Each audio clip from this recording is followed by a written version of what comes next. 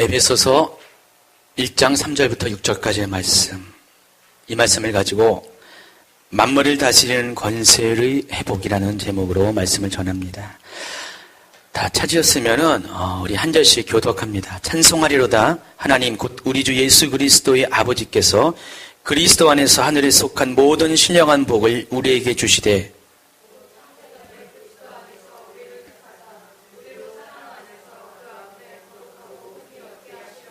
그 기쁘신 뜻대로 우리를 예정하사 예수 그리스도로 말미암아 자기의 아들들이 되게 하셨으니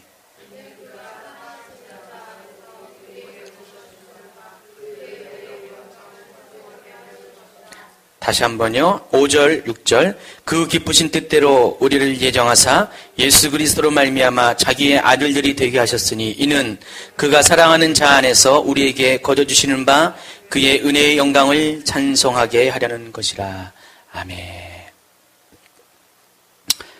여러분, 하나님께서 인간을 지으신 목적은 과연 무엇일까요? 성경은 이 하나님께서 인간을 지으신 목적에 대해서 여러 가지 방향에서 이야기하고 있습니다. 제일 먼저 이사야가 하는 말입니다. 이사야의 관점에서 인간은 하나님의 영광을 위해서 창조되었다고 합니다. 이사야 43장 7절. 내 이름으로 불려지는 모든 자 곧 내가 내 영광을 위하여 창조한 자를 오게 하라. 그를 내가 지었고 그를 내가 만들었느니라 그랬어요. 또 43장 21절에는요. 이 백성은 내가 나를 위하여 지었나니 나를 찬송하게 하려 함이니라 그랬어요. 자, 이 말씀 두 절의 말씀을 통해서 우리가 알 수 있는 것은 우리가 지음을 받은 이유는 하나님의 영광을 위해서 또 하나님을 찬송하기 위해서 지음을 받았다는 것입니다. 이것이 우리가 하나님으로부터 지음을 받은 목적입니다. 두 번째가 이번에는 창세기 1장의 말씀입니다. 하나님께서 인간을 창조하신 목적이 창세기 1장 26절부터 28절에 잘 나타나 있습니다. 창세기 1장 26절 한번 찾아볼까요? 예.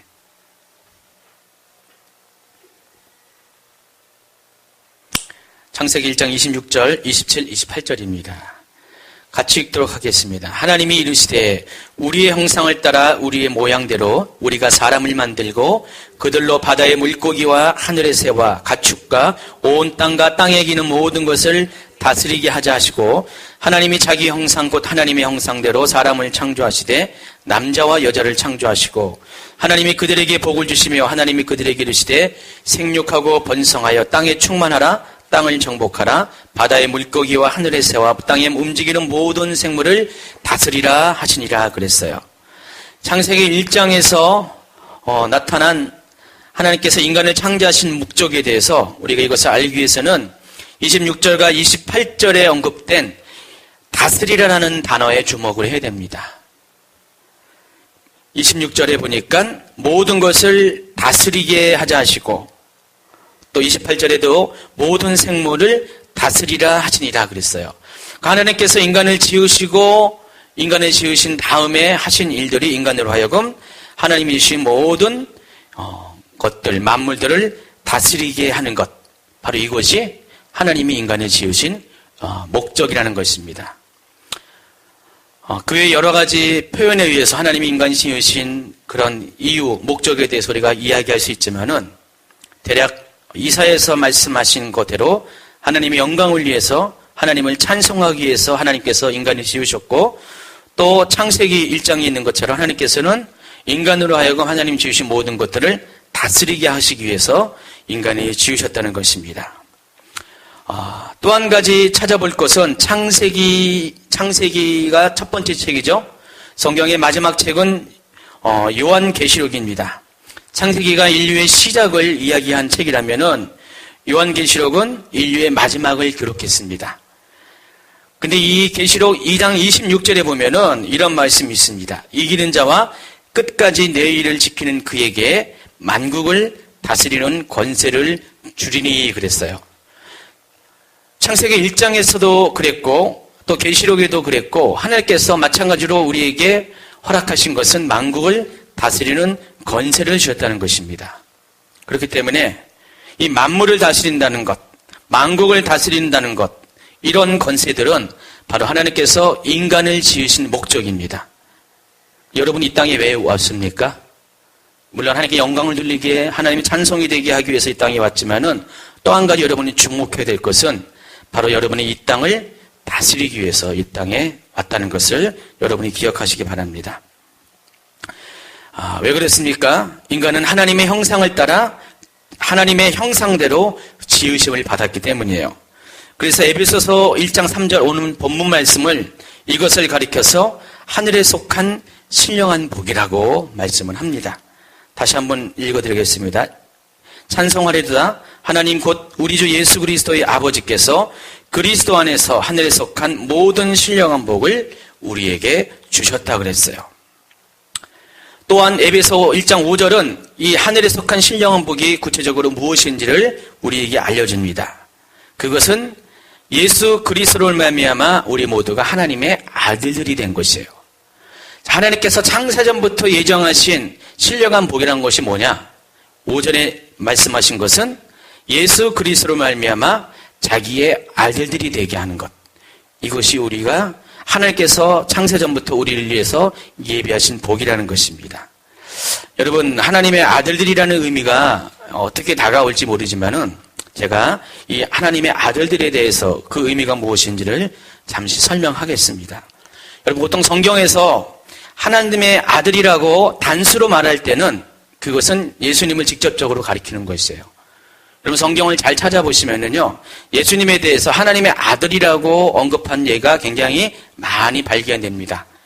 그런데 이 하나님의 아들을 복수로 사용할 때, 하나님의 아들들이라는 그런 이야기를 할 때 이것이 의미하는 것은 예수님을 직접적으로 의미하는 것과 동시에 또 한 가지는 하나님의 형상을 입어 창조된 사람들을 가리키는 단어예요.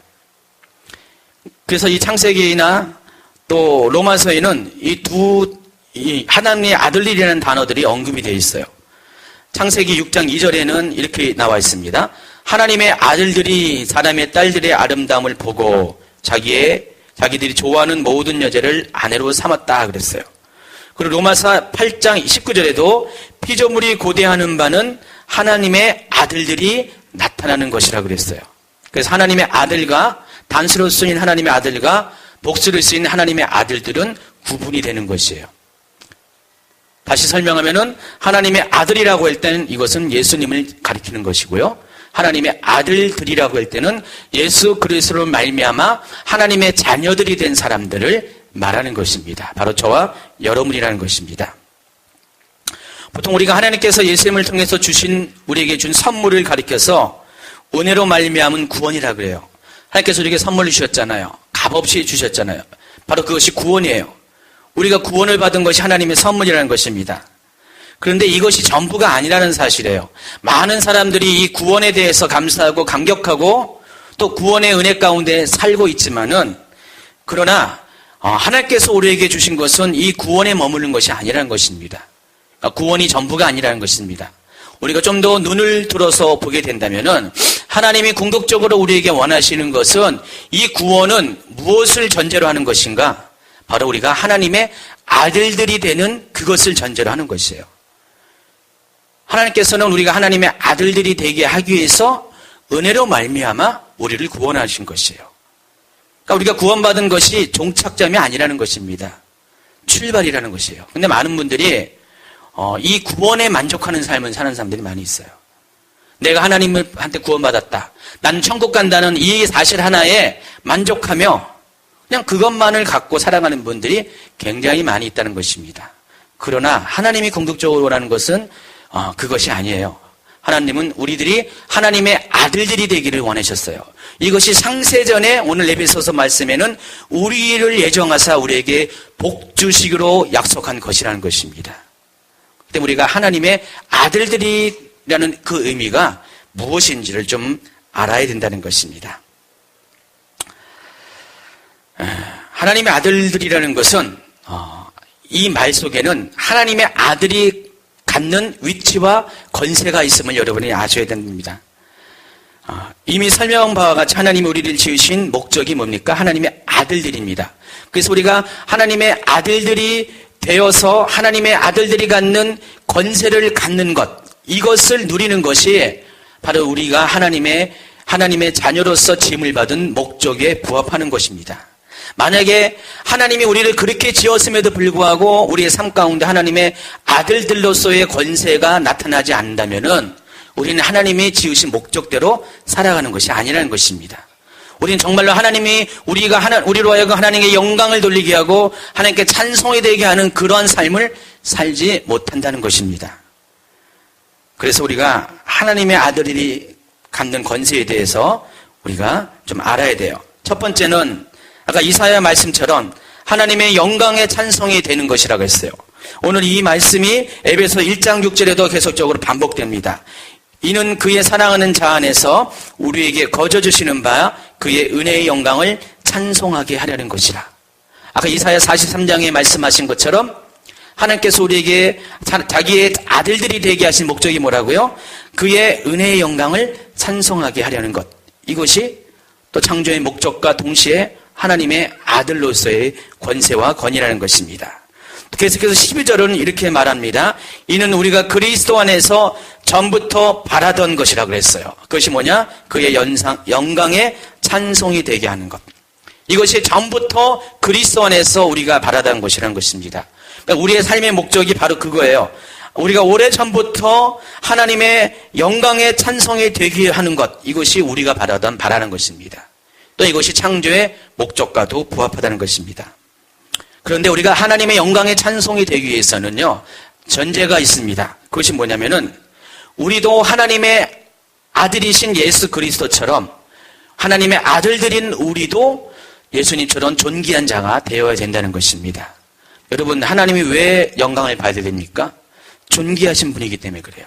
예수님도 마찬가지입니다. 하나님의 아들로서 존귀한 분이시기 때문에 우리가 예수님에게도 우리가 영광을 돌립니다. 마찬가지로 우리도 하나님의 아들들이기 때문에 우리 또한 존귀한 자가 되어야 됩니다. 그래서 우리에게 먼저 하나님의 아들로서의 갖는 정체성 중에 첫 번째는 우리는 존귀한 자라는 것입니다. 바로 하나님의 아들의 권세가 우리 안에 있다는 것입니다. 우리는 하나님을 가리켜서 만왕의 왕이라고 말합니다. 만유의 주라고 말씀하십니다. 하나님이 왕이시라면은 하나님의 아들들인 우리의 신분은 어떻겠습니까? 왕자이죠. 공주이죠.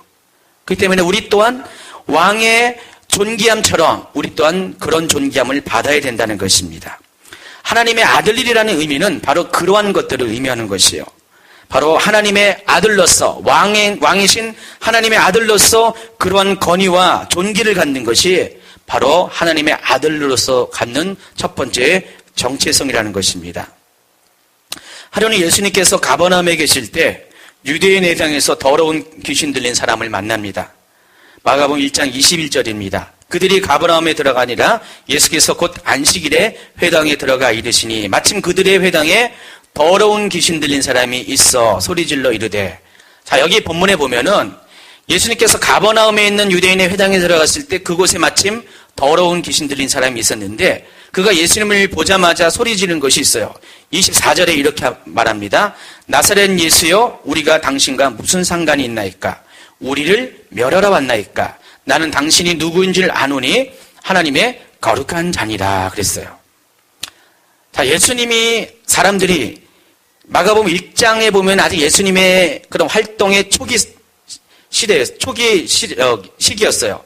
예수님이 아직 사람들 가운데 하나님의 아들로서 그 정체성을 잘 드러내지 못한 시기였어요.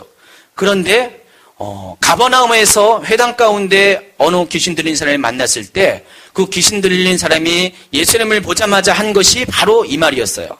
나는 당신이 누군지 안다고. 당신은 하나님의 거룩한 자라고 이렇게 말을 했습니다.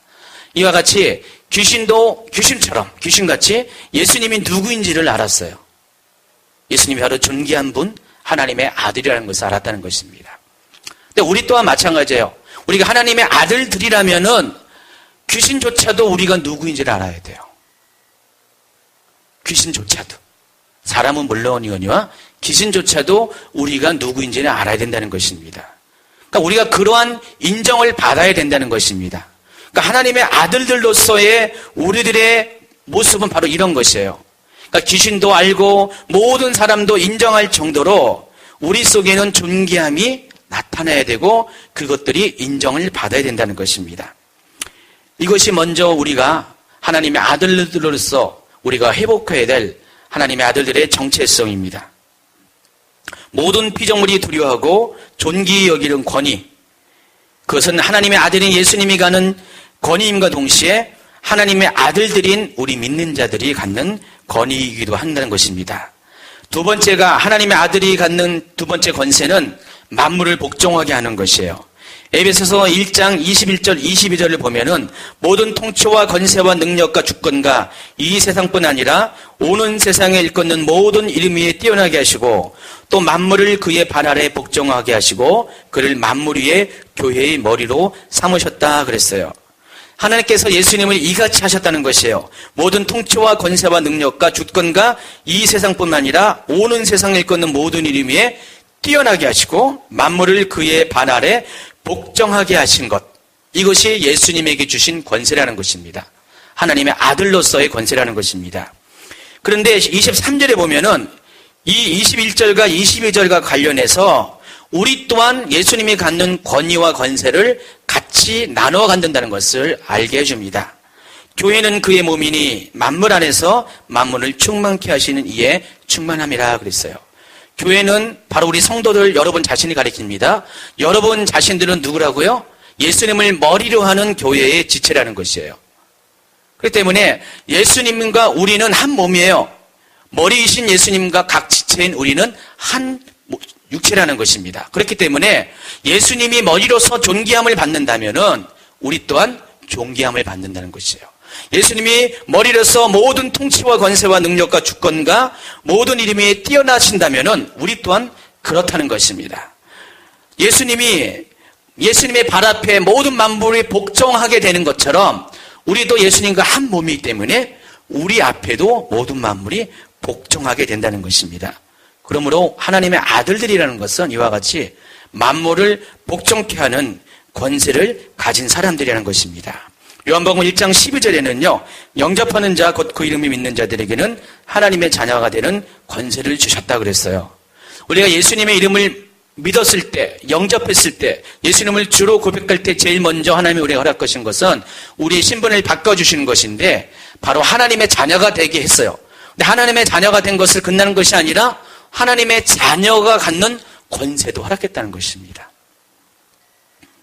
그런데 문제는 우리가 예수님을 영접했음에도 불구하고 예수님의 이름을 인정했음에도 불구하고 구원을 받았음에도 불구하고 많은 사람들이 이 권세를 인식하지 못하고 이 권세를 누리는 삶을 살지 못한다는 것이에요. 제가 요즘 솔직히 이 부분에 대해서 많은 고민이 있습니다. 많은 분들이 요즘 들어서 많이 힘들어하세요. 굉장히 어려워하시고 여러 가지 낙심되는 일들 한두 분이 아니에요. 주변에 많은 분들이 있어요. 그래서 그런지 제 어깨가 요즘 무겁습니다. 어깨가 막 아파요. 아프고 막 담도 걸리고 막 그랬습니다. 그래서 지난주에는 어느 분이 막 풀어주기도 했습니다. 굉장히 2주 동안에 어떤 어깨에 무거운 짐을 가졌어요. 근데 제가 갖는 짐이 아니었어요. 이것은 목회자로서 제가 돌보아야 되고 제가 관심 가져야 되고 제가 중보해야 될 사람들이 짐을 제가 나눠지는 그런 경험을 좀 했습니다. 그러면서 왜 이렇게 힘들어할까? 왜 어려워할까? 왜 이렇게 낙심할까? 왜 슬퍼할까? 이런 것들을 보면서 목회자로서 좀 고민을 하게 됐습니다.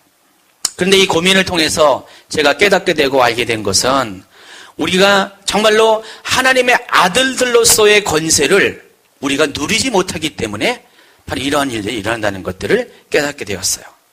물론 저도 한때는 그런 부분에서 동일하게 이 권세를 취하지 못하는 삶을 살기도 했습니다. 목회자가 된 이유도 마찬가지예요. 그런데 어느 날부터 하나님께서 저에게 깨달은 것이 저도 모르게 하나님의 자녀들로서 하나님의 종으로서의 권세가 무엇인지를 경험하는 일들을 조금씩 하게 하셨어요. 그러다 보니까 최근에는 하나님의 자녀들로서의 권세가 무엇인지 제가 이 말을 할 때 이 권세가 무엇인지를 이렇게 직감적으로 이렇게 알 수 있는 그런 삶을 살게 됐습니다.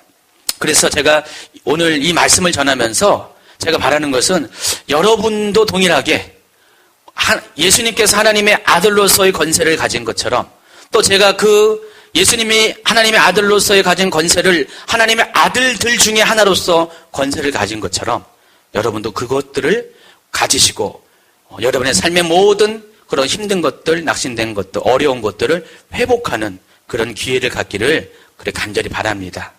예. 우리 인간이 이 권세를 잃어버린 이유가 오늘 본문 가운데 나와 있는데 에베소서 2장입니다. 다 읽지 못했어요, 오늘은.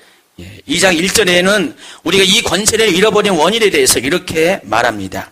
그는 허물과 죄로 죽었던 너희를 살리셨다다 그랬어요. 여기서 그는 예수님을 말하는 건데 이 예수님이 우리를 행하신 것을 통해서 우리의 현주소, 과거의 모습이 어떤 것을 알게 합니다.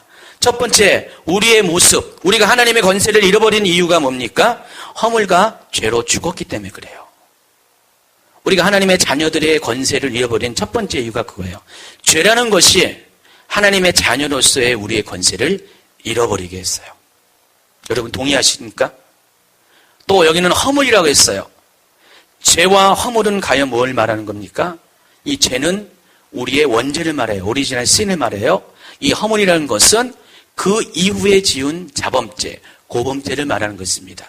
통틀어서 이 모든 것들은 우리의 모든 죄악들을 말하는 것입니다. 우리의 죄악들이 우리로 하여금 우리를 하나님의 자녀들로서의 위치에서 우리를 내리게 했다는 것입니다. 그래서 우리가 죄를 갖고 있는 한, 우리가 허물을 갖고 있는 한, 우리는 여전히 하나님이 우리를 하나님의 자녀의 권세를 주셨음에도 불구하고, 우리를 그렇게 만들었음에도 불구하고, 하나님의 자녀들로서의 삶을, 권세 있는 삶을 살지 못한다는 것입니다.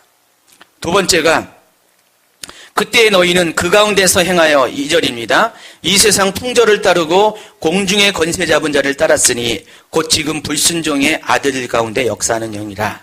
자, 우리가 하나님의 아들들로서의 권세를 갖지 못한 이유, 누리지 못한 이유는 이 세상의 풍조를 따랐다는 것이에요. 또 공중의 권세 잡은 자를 따랐습니다. 이게 누굽니까? 사단, 마귀를 말합니다. 하나님이 아닌 사단과의 연합을 통해서 우리는 하나님의 아들로서의 정체성과 권세를 잃어버렸다는 것입니다. 3절에 보니까 전에도 우리는 다 그 가운데서 우리의 육체의 욕심을 따라 지내며 육체와 마음이 원하는 것을 하여 다른 이들과 같이 본질상 진노의 자녀였다 그랬어요.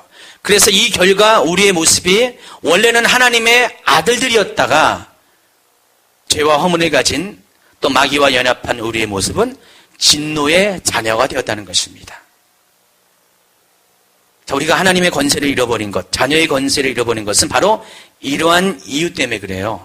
그래서 이러한 이유 때문에 우리가 하나님의 아들로서의 권세 있는 삶을 살지 못하였고, 그렇기 때문에 하나님께서 그의 외아들이신 예수님, 하나님의 아들을 보내주셨고, 우리가 하나님의 아들의 이름을 믿고 그를 영접한 그 순간에 우리의 신분이 바뀌어서 원래의 모습, 우리가 창세전부터 바라던 그 하나님의 예정하신 그 자기의 아들들이 되기로 예정하신 바로 그 신분으로 우리가 돌아간다는 것입니다.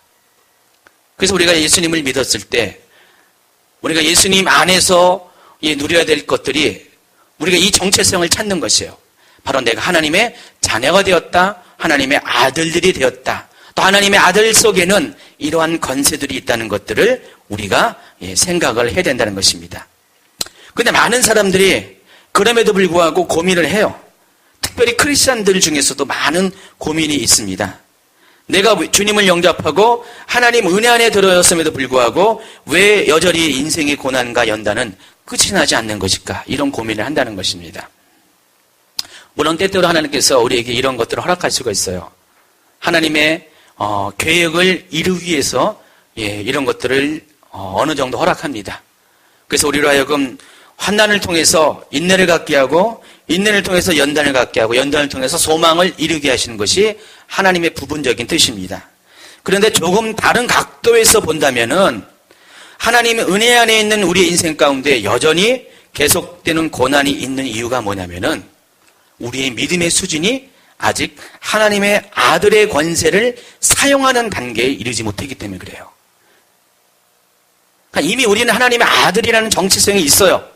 근데 그것을 사용하지 못했기 때문에 그런 일이 생긴다는 것입니다. 다시 말해서 하나님은 이미 우리에게 무기를 들려주셨어요. 근데 이 무기를 숨겨두고 무기가 있는 것조차도 생각하지 못하고 사용하지 못했기 때문에 우리를 속이는 사단에게 우리가 속아서 하나님의 자녀로서의 이 권세를 사용하지 못하고 살았기 때문에 우리의 삶 가운데 이렇게 어려움과 힘듦이 찾아온다는 것입니다. 그러므로 우리가 이것들을 회복해야 돼요. 여러분이 많이 힘들고 어렵고 시험 중에 있으면은 하나님의 아들들로서의 권세를 회복해야 된다는 것입니다. 이 하나님의 아들들로서의 권세를 회복하기만 한다면은 여러분의 삶에 있는 고난은 특별한 경우 하나님이 잠시 잠깐 여러분을 단련시키게 허락한 그런 고난이 아닌 우리와 죄와 허물로 인한 것, 또 마귀와의 연합으로 인한 것, 하나님의 정체성을 아들로서의 정체성을 잃어버리는 것으로 인한 그런 어려움들은 다시금 우리가 회복할 수가 있다는 것입니다. 그래서 로마서 8장 19절 아까 소개한 것처럼 피조물이 고대하는 바는 하나님의 아들이 나타나는 것이니라는 이 말 속에서 우리 삶 가운데 우리가 회복돼야 될 것들이 필요한 것을 알 수 있습니다. 여러분, 우리가 회복되지 않으면요, 크리스찬들이 회복되지 않으면은 무엇이 문제냐면은 우리만 문제가 있는 것이 아니라 만물들조차도 모든 이 세상조차도 똑같이 회복이 안 된다는 것이에요. 그러니까 우리가 회복될 이유가 바로 여기에 있어요. 그러니까 모든 피조물들이 지금 수천 년 전 인간이 아이란 동산에서 타락해가지고 죄와 허물로 죽은 그 순간부터 모든 이 세상에 저주가 임하는 그 순간부터 바라는 것이 뭐냐? 바로 하나님의 아들들이 회복되기를 원하는 것이었어요. 하나님의 아들들의 권세들이 회복되기를 원하는 것이 모든 피조물들이 바라는 것이라는 것입니다. 만약에 우리 하나님의 아들로서의 우리의 하나님의 자녀들의 권세들이 회복되지 않으면은 이 세상은 여전히 어둠 가운데 있고 여전히 소망 없는 것 가운데 있고 여전히 슬픔 가운데 있기 때문에 그래요. 여전히 저주 가운데 있기 때문에 모든 피조물조차도 우리 하나님의 자녀들이 하나님의 자녀들로서의 권세를 회복하기를 원하는 것입니다. 그래서 하나님은 이것을 위해서 예수님을 보내어 주셨고 이미 예수님을 통해서 우리가 이 길이 열렸고 그리고 중요한 것은 우리가 이 권세들을 자신의 정체성 안에서 우리가 되찾고 이것을 사용하기를 원한다는 것입니다. 요한 1서 3장 8절은 하나님이 아들이 나타나신 이유에 대해서 그것이 마귀의 일을 멸하기 위함이라 그랬어요. 우리가 하나님의 아들로서 해야 될 것이 뭡니까? 예수님이 그러한 것처럼 마귀의 일을 멸해야 됩니다. 마가복음 16장 17절 18절에서 이렇게 예수님은 말씀하십니다. 믿는 자들에게는 이런 표적이 따르리니 곧 그들이 내 이름으로 귀신을 쫓아내며 새 방언을 말하며 뱀을 집어올리며 무슨 독을 마실지라도 해를 받지 않으며 병든 사람에게 손을 얹은 즉 나으리라 그랬어요. 믿는 자, 곧 하나님의 아들들에게는 이런 권세가 있다는 것입니다. 주님의 이름으로 귀신을 쫓아내고 새 방언을 말하고 뱀을 집어들고 무슨 독을 마실지라도 해를 받지 않고 병든 사람을 손을 얹은 즉 나으는 권세. 이것이 믿는 자들 곧 하나님의 자녀들에게 있는 권세라는 것입니다. 그리고 마가복음 9장 23절에도 예수께서 이렇게 말씀하십니다. 할 수 있거든이 무슨 말이냐? 믿는 자들에게는 능히 하지 못할 일이 없느니라 그랬어요. 그러니까 하나님의 아들들, 믿는 자들에게는 아무것도 할 수 없는 일이 없다는 것. 이것이 우리들 속에 있는 정체성이라는 것입니다. 또 마태복음 10장 1절에는 예수님께서 12제자를 부르시고 그들을 파송하시기 전에 어떻게 하셨냐면은 더러운 귀신을 쫓아내며 모든 병과 모든 약한 것을 고치는 권능을 주셨다고 그랬어요. 이것이 하나님의 자녀인 우리들에게 주신 권세라는 것입니다. 근데 이것들이 이미 우리에게 주어졌고 하나님이 우리에게 허락하셨음에도 불구하고 우리들이 이것들을 사용하지 못한다는 것이에요. 그래서 우리 삶 가운데 회복이 일어나지 않고 또 우리를 통하여 만물이 회복이 일어나지 않는다는 것입니다. 그렇기 때문에 우리가 지금 회복될 것이 있습니다. 바로 이 부분이에요. 하나님의 아들로서의 정체성과 더불어 하나님의 아들들이 갖는 이 권세를 회복해야 된다는 것입니다. 그동안 우리는 믿음의 확신 가운데 살아왔어요. 하나님의 말씀을 지키며 순종하는 삶을 살아왔습니다. 하나님이 원하시는 거룩한 삶을 살려고 애쓰고 노력하며 살아왔습니다. 정말 에베소서 8절처럼 우리가 빛의 열매, 모든 착함과 의로움과 신실함을 가지고 진실함을 가지고 살아왔어요.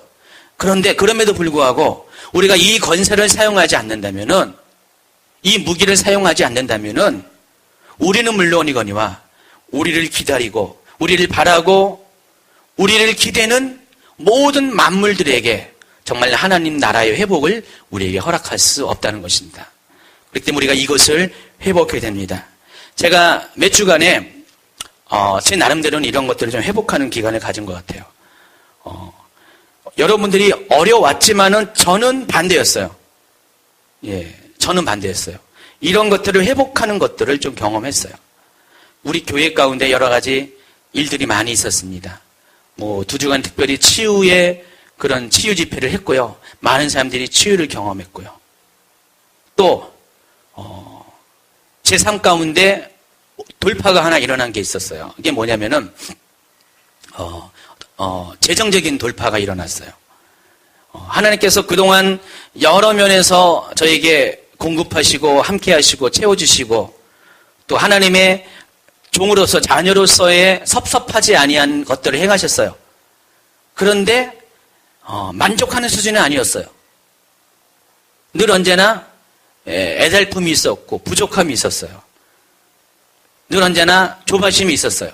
그런데 하나님께서 지난 몇 주간에 이 부분에 대한 돌파를 주시더라고요.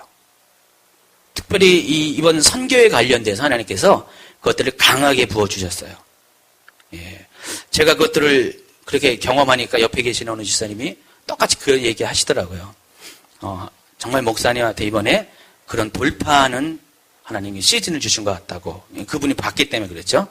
근데 제가 자세히 얘기는 할 수 없어요. 자세히 얘기는 할 수 없지만은, 그렇지만 하나님께서 이번 시즌을 통해서 분명히 이 부분에 대해서 돌파하는 능력을 주셨는데, 이 능력이 어디서 왔냐? 물론 제가 믿음을 가지고 신뢰함으로써 하나님께서 행하실 것들을 기대하는 그런 기도와 마음을 드렸어요. 그런데 중요한 것은 제가 이번 시즌을 통해서 한 것 중에 하나가 하나님 앞에 이 부분에 대해서 내가 이것을 취할 수 있는 자신감이 생겼고, 또 한 가지는 이것을 위해서 내가 선포를 했다는 것이에요. 그러니까 예수 이름으로 선포를 했어요. 선포를 했더니 너무나 이 부분들이 쉽게 다가오고 이루어지는 것이에요. 제가 치유 집회에 인도하신 박창성 목사님이 우리 선교훈련팀 마지막 모임 가운데서 마지막 두 번째 모임 가운데서 우리가 이번에 태국에서 해야 될 여기 사역들에 대해서 본인의 영역에서 브리핑을 하시면서 치유 사역에 대해서 실제적인 티칭을 해주셨어요. 한 10분 동안. 근데 평소에도 제가 최원현 목사님 예언 사역을 통해서 경험한 거지만은 이 치유 사역도 마찬가지더라고요. 비결이 다른 게 없어요. 치유 사역의 비결은 딴 게 아니라 하나님의 권세를 사용하는 것이었어요. 하나님의 아들로서의 권세를 그냥 믿는 거예요. 믿고 선포하는 거예요. 여러분, 믿고 선포한다는 것이 쉬운 것 같습니까? 그러나 믿음이 없는 사람에게는 이것처럼 어려운 게 없어요. 근데 반대로 믿는 사람에게는 이것처럼 쉬운 것이 없다는 것입니다. 그러니까 그분이 여러 가지 얘기를 하셨지만은 핵심적인 건 한 가지예요. 내가 믿고 믿는 대로 되어지는 것에 대해서 선포를 하는 것이에요. 그게 비결이라고 하더라고요. 여러분 예언을 할 때도요. 솔직히 예언하는 자도요. 굉장히 이 예언을 내가 함으로써 정말 이 예언이 맞을까 틀릴까에 대해서 의심하고 염려하는 단계가 있어요. 실제로. 저도 예전에 한 2년 전에 어느 중고등학교 모임에 최은영 목사님이랑 같이 사역을 가서 제가 예언도, 사람이 부족해서 저도 예언을 했습니다. 그러니까 예언 사역자로서 예언을 했어요. 근데 몇 형제들을 예언을 했는데, 근데 제 입에서 어떤 예언의 말이 나오는 거예요. 근데 그냥 단순히 위로하고 격려하고 그냥 뭐랄까요? 맞아도 그만 틀려도 그만 하는 그런 예언이 아니라 하나님이 구체적인 예언을 주시는 것이에요. 어떤 장래에 대한 미래에 대한 그런 예언을 주시고 또 이분이 과거에 경험했던 것에 대해서 예언을 주시는데 제가 솔직히 망설이는 것도 있었지만은 그때 당시에는 그냥 나오는 대로 믿음으로 했어요. 근데 그 시간이 지난 다음에 한두 시간 지난 다음에 또 며칠이 지난 다음에 들려온 얘기에 의하면은 제가 한 예언에 대해서 그분들이 너무 정확하게 그것을 받은 것이에요. 받아가지고 특별히 그 학교의 이사장 목사님이 제가 예언하는데 엄청 우시는 거예요. 막 우셔가지고 저는 그냥 위로하고 격려하는 것 때문에 그랬더니 아니었더라고요. 그러니까 제가 한 예언이 그분이 여지껏 겪어온 그 삶에 대한 것들을 그대로 예언을 한 거예요. 그래서 깜짝 놀라셔가지고 그분이 그때 처음 예언 받으셨다 그랬나요? 예, 아마 그런 것 같아요. 예언을 처음 받은 것이에요.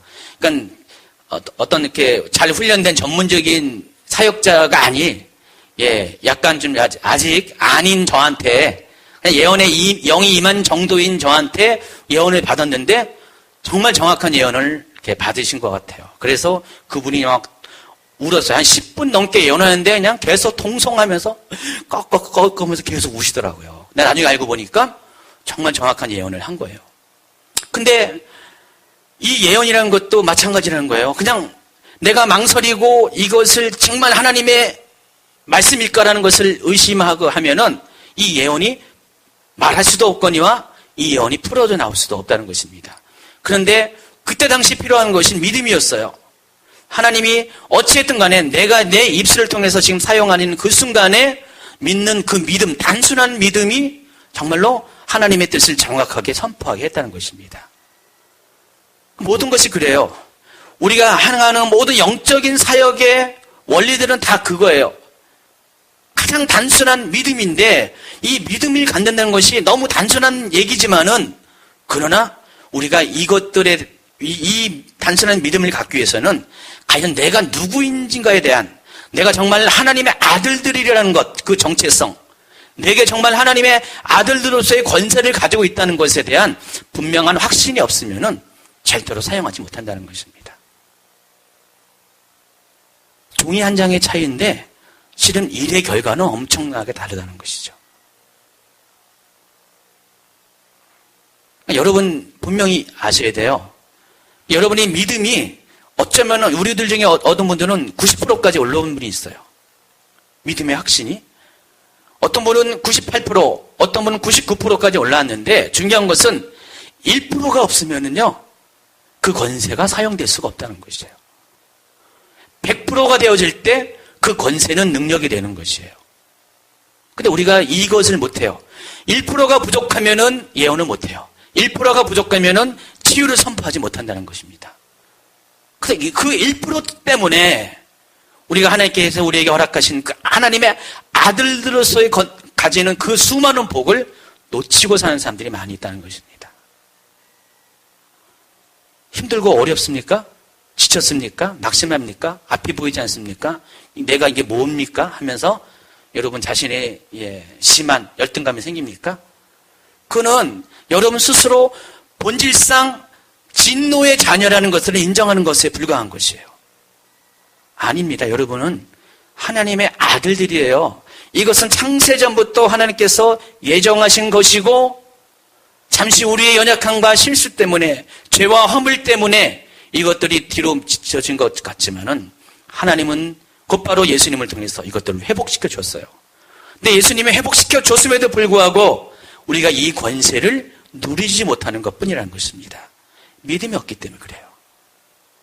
그러므로 여러분이 터널 속에 깊이 잠긴 것 같이 고난의 시간을 보낸 분들은요, 그냥 마냥 기다리면 안 돼요. 하나님이 해주시겠지, 그거 아닙니다. 물론 우리가 그런 믿음도 있어요. 신뢰도 있어야 돼요. 자, 연단을 통해서 우리가 소망을 얻을 수가 있어요. 그렇지만은 그것에서 머물면 안 된다는 것입니다. 먼저 우리가 앞서 나가서 선포해야 돼요. 하나님의 자녀로서 아들들로서의 믿음의 선포를 해야 돼요. 그래서 우리가 믿음의 언어가 바뀌어야 되고요. 행동이 바뀌어야 된다는 것입니다. 그래서 여러분 삶 가운데 이런 것들이 있어야 돼요. 말이 바뀌어야 돼요. 그리고 어떻게 말을 하는가가 바뀌어야 된다는 것입니다. 그 전에는 믿음 없는 말을 했다면은, 그냥 간구하는 수준의 말을 했다면은, 여러분이 이제는 간구와 동시에 해야 될 것이 선포하는 그런 기도를 해야 돼요. 그런 언어를 사용해야 돼요. 그래서 치유할 때 예수의 피로, 예수의 이름, 이것을 사용하는 것처럼 여러분의 삶 가운데 모든 영역 가운데 이것들을 꺼내서 사용해야 돼요. 하나님, 내가 이렇게 되길 원합니다. 하나님께 기도를 하고, 또 한 가지, 예수를 명하노니 내 삶 가운데 막혀있는 문제들, 이게 재정의 문제면은 재정의 문은 열릴지어다. 비전의 문제라면 비전의 문은 열릴지어다. 진로라는 것은 진로가 열릴지어다. 이렇게 선포를 해야 된다는 것입니다. 그것이 만약에 악한 권세로부터 오는 공격에 의해서 묶인 것이라면은 예수의 피를 선포해야 돼요. 예수의 피로 이런 것들은 떠나갈지어다.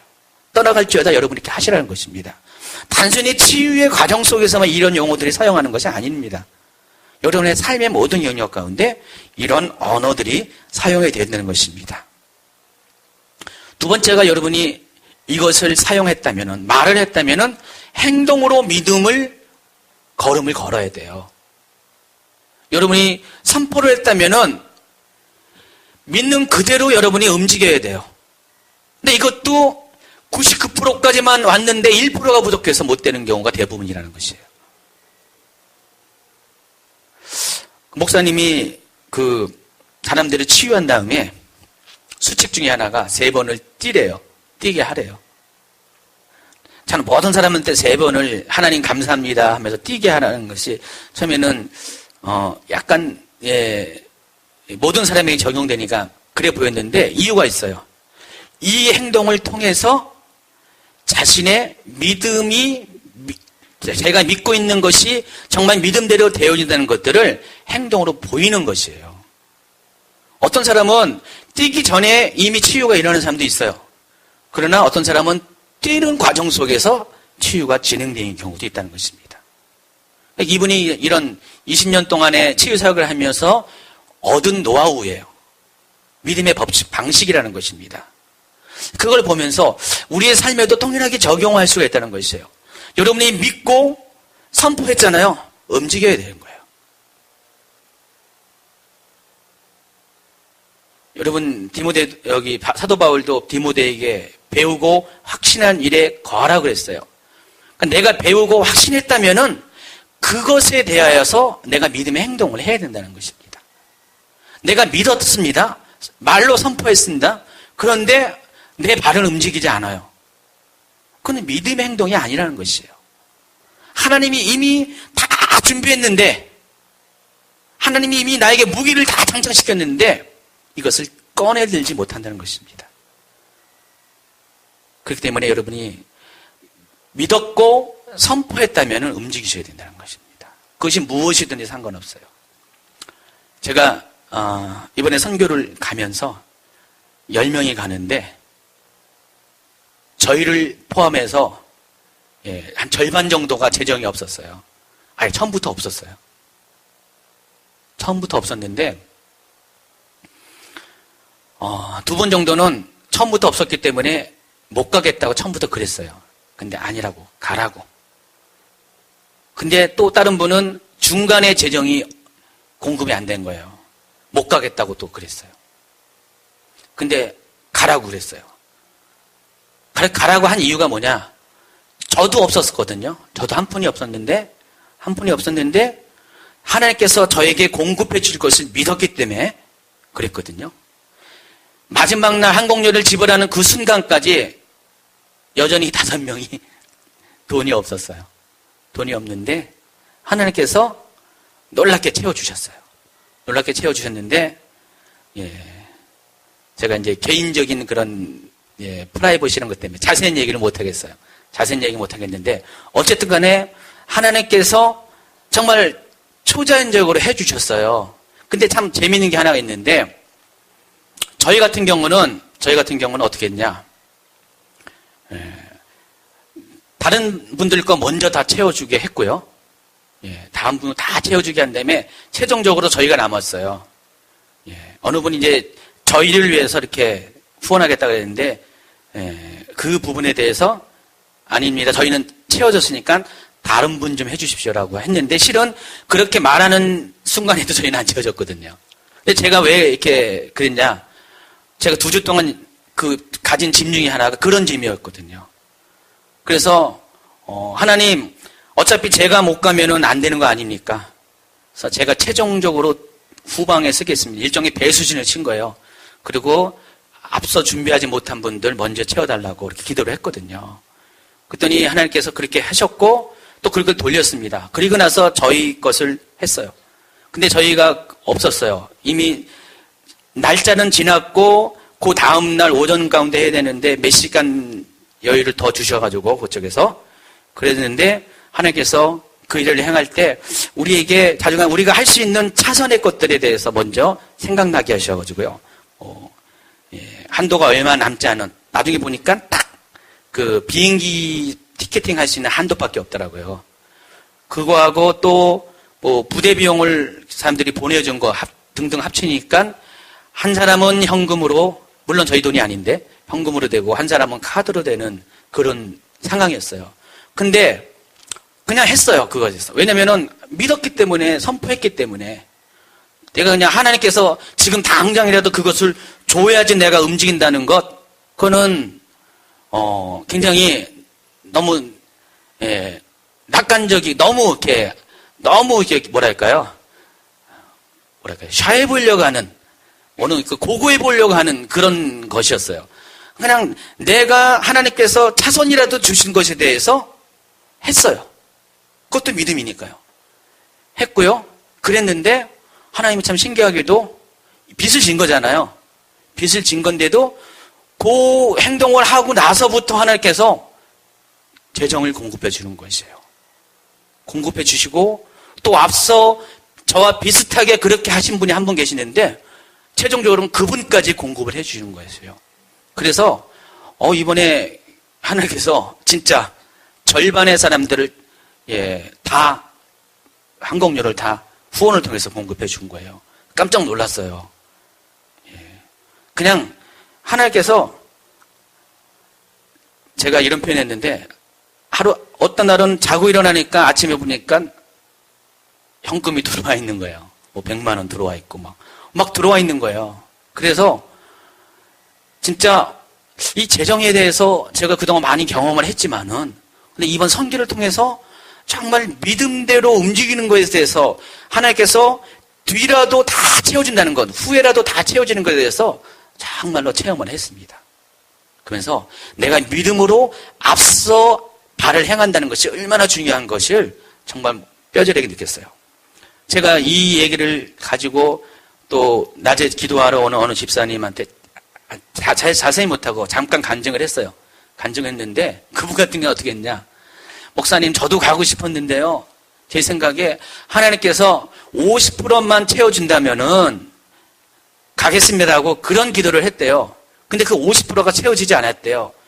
그래서 너무 가고 싶었는데 못 갔대요. 근데 너무 아쉽죠. 다른 분들은요, 100%를 하나님이 공급해 준 것을 경험하면서 가셨는데, 이분은 그 50%를 기다리다가 그걸 못 가신 거예요. 근데 저를 포함해서 5분은 그렇게 행하신 거예요. 물론 중간에 개인적으로 염려하고 걱정하고 발로 뒤로 빼려고 하신 분들도 있었지만은 끌고 갔고요. 저 또한 그렇게 했고요. 그랬더니 그렇게 하셨어요. 그래서 정말 풍성한 모습으로 이미 그곳에 후원금까지 보냈어요. 하나님 더 채워주고요. 가는 순간까지 오늘 아침에도 누가 또 후원금을 보내더라고요. 그래서 아주 풍족하게 가게 됩니다. 이걸 보면서 하나님의 아들들의 권세가 이거였구나. 이걸 우리가 누려야 되는데 우리가 1%가 부족해가지고 이것을 누리지 못하는 것은 참으로 우리의 책임이고 참 안타까운 것이라는 걸 생각했어요. 솔직히 저도 어깨가 무거웠거든요. 힘들었거든요. 그러나 믿었고 믿음의 언어로 선포했고 중요한 것은 믿음의 행동을 했다는 것입니다. 발을 내디뎠어요. 티켓팅을 했고 예약을 했고 다 했어요. 끌어당겨서라도 했습니다. 그런데 하나님이 그걸 다 채워주시고 채워주신 것보다도 더 풍성하게 채워진 것을 통해서 하나님의 일은 이런 것이구나. 또 이것이 우리의 삶에도 마찬가지입니다. 우리의 삶도 이렇게 살아가야 된다는 것입니다. 이런 것들이 하나하나 경험되어지면요, 여러분 조금씩 내가 하나님의 자녀였구나, 내가 하나님의 아들이었구나, 이런 것들이 확신이 생기는 것이에요. 근데 이런 것임에도 불구하고 여전히 하나님의 자녀임에도 불구하고 계속 멈춰있는 분들, 발을 못 뛰는 분, 여전히 선교 못 갑니다. 평생 못 갑니다. 여기 계시는 김정은 전사님 그동안 선교팀 많이 데리고 여기 이끌고 가셨는데 다 그런 갖가지 사연들이 있잖아요. 근데 제가 작년에 선교사님, 여기 전도사님이 하신 말씀이 생각나요. 어떻게든지 다 가더라. 정말로 다 가더라. 예, 맞은 것 같아요. 다 가게 되는 것 같아요. 중간에 포기하는 일은 없습니다. 왜냐하면 우리가 하나님의 자녀이기 때문에 그래요. 아들들이 있는 때문에 그렇다는 것입니다. 제가 우리 딸들에게, 우리 하영이, 채영이에게 주고자 하는 유산은 없어요. 돈이 없거든요. 예, 너희들 알아라. 나중에 남길 거 아무것도 없다. 시집도 너희들이 알아서 벌어서 가야 된다. 예. 근데 한 가지 남겨줄 것이 있습니다. 바로 이것이에요. 믿음의 유산이에요. 하나님의 자녀들로서의 이 권세를 남겨주고 싶어요. 요즘 우리 아이들은요, 하나님이 재정 공급하는 거에 대해서는요, 당연한 것으로 여겨요. 제가 계속 할 때마다 그 얘기를 하거든요. 하영아, 채영아, 하나님이 이렇게 하셨어. 계속해서 말을 해주거든요. 그럼 쟤들은요, 그게 당연한 건지 알아요. 근데 너희들 알아라. 그 당연한 것에는 아빠, 엄마의 기도가 있다는 거. 또 때로는 그거에 대한 짐이 있고 고민이 있었다는 것. 예. 근데 당연한 것이 너무 감사해요. 당연한 것이라고, 그거는 어른들은 아주 고통을 통해서 그것을 깨우쳐 가는데 아이들은 뭐 그런 것도 없이 당연한 것을 받아들이니까요. 예.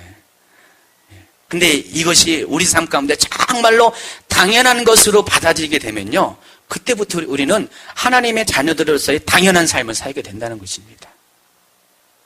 여러분 삶에 지금 그게 당연합니까? 지금? 이렇게 하나님이 행하신 것, 기적을 체험하는 것이 당연합니까? 아주 신기한 일입니까? 혹시? 그럼 신기한 일이 되신 분은 아직 여러분은 하나님의 자녀로서의 권세를 누리지 못하는 것이에요. 적어도 제가 여러분에게 이렇게 솔직히 말 안 하지 말 것도 말한 이유는 제가 정말로 여러분에 대한 짐이 많아서 그래요. 아픔이 있어서 그래요. 정말 제 마음속에 그런 안타까움이 있어서 그럽니다. 여러분은 일주일 동안 힘들었지만은 그러나 하나님은 저에게 그걸 통해서 이것들을 경험하게 하셨고 이런 권세를 누리게 하셨고, 그래서 오늘 이것을 선교 떠나기 전에 여러분에게 말씀을 드리고 떠나면서 제가 선교 갔다 오는 동안에 여러분 삶에도 이런 기적들이 일어나길 바라요. 일주일 뒤에 딱 왔을 때 목사님, 우리 집에 이런 일이 있었습니다. 내가 믿음대로 했더니 이런 일이 있었습니다. 이런 간증들이 있어져야 됩니다. 그럼 제가 얼마나 행복할까요? 얼마나 뿌듯할까요? 여전히 힘든 모습, 어려운 모습을 두고 선교지를 떠나면은 제 마음이 여기에 걸려가지고 아무것도 못할 것 같아요. 여러분, 믿음으로 살아나시기 바랍니다. 터널을 빠져나오시기 바랍니다. 그래서 하나님의 자녀가 되는 권세들 누리는 그런 교회가, 성도들이 되기를 예수님으로 축원합니다. 기도합니다. 하나님, 정말 우리는 하나님의 은혜 때문에 구원을 받은 자들입니다. 또 하나님의 사랑하심 때문에 하나님의 아들로서의 존귀한 자로서 그 하나님의 권세를 누리는 사람들이 되었습니다. 그러나 아직 우리의 삶 가운데 주님이 주신 것임에도 불구하고 이 권세를 누리지 못한 사람들이 있습니다. 물론 우리가 이것들을 누리기를 원하고 경험하기를 원하지만은 어찌 내 삶 가운데 이런 것들이 나타나지 않는 것에 대해서 정말로 자괴감과 또 실패감을 경험한 사람도 있습니다. 그러나 우리가 생각을 한번 바꿔본다면은 우리가 믿음의 언어와 더불어서 믿음의 행동을 통하여 우리 속에 아직 채워지지 아니하는 그 1%를 극복하게 된다면은 우리의 삶에도 하나님의 아들들이 누리는 동일한 권세가 우리 가운데 나타나는 것을 믿습니다. 예수님은 하나님의 아들이십니다. 또 예수 그리스도를 말미암아 우리는 하나님의 아들들이 되었습니다. 그러므로 하나님 우리의 삶 가운데 하나님의 아들로서 예수님이 누렸던 이 세상에서의 모든 권위와 권세를 우리 또한 누리며 삶을 살게 하여 주시옵소서. 그동안 실패한 사람이 있습니까? 낙심한 사람들이 있습니까? 이제 일어나게 하여 주시옵소서. 믿음의 말로 선포하게 하시고 믿음의 행동으로 걸어가게 하여 주시옵소서. 내가 예수를 명하노니 모든 실패의 영들은 떠날지어다. 모든 낙심의 영들은 떠날지어다. 모든 결핍의 영들은 떠날지어다. 모든 질병의 영들은 저주의 영들은 떠날지어다. 이제 내가 예수를 다시 명하노니 하나님의 허락하신 하나님의 아들의 권세를 취하고 그 무기를 휘두르는 자가 될지어다. 예수님께서는 사단의 일, 마귀의 일을 멸하시기에 이 땅에 오셨습니다. 우리 또한 그러한 자가 되길 원합니다. 우리가 기도할 때 모든 악한 자의 권세가 떠나며 모든 저주로부터 축복으로 바뀌는 역사가 일어나길 원하며 하나님 모든 가난이 떠나며 모든 아버지 하나님 분열이 떠나는 역사가 있게 하여 주시옵소서. 하나님 2013년 하나님께서 허락하신 이 새해는 우리가 정말로 소망이 있고 기대가 있는 한 해가 되길 원합니다. 이미 출발한 지 몇 주 안 됐지만은 하나님 우리가 벌써부터 지친 자들도 있습니다. 벌써부터 소망을 잃어버린 자들이 있습니다. 아닙니다.